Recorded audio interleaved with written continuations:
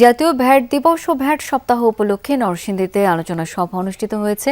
শিশু একাডেমি মিলনায়তনে এই সভা আয়োজন করে কাস্টমস, এক্সাইজ ও ভ্যাট নরসিংদী বিভাগ।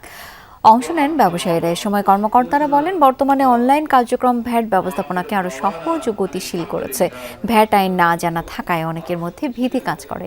আইন জানা থাকলে এই সমস্যা থাকবে না। সময়মতো নিবন্ধন নিয়ে সঠিকভাবে ভ্যাট প্রদানের আহ্বান জানান কর্মকর্তারা।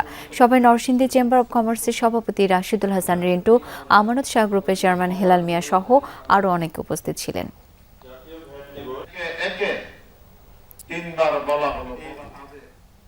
ভ্যাট আইন সম্পর্কে আপনার না জানবার কারণে আপনি সঠিকভাবে ভ্যাট দিতে পারছেন না।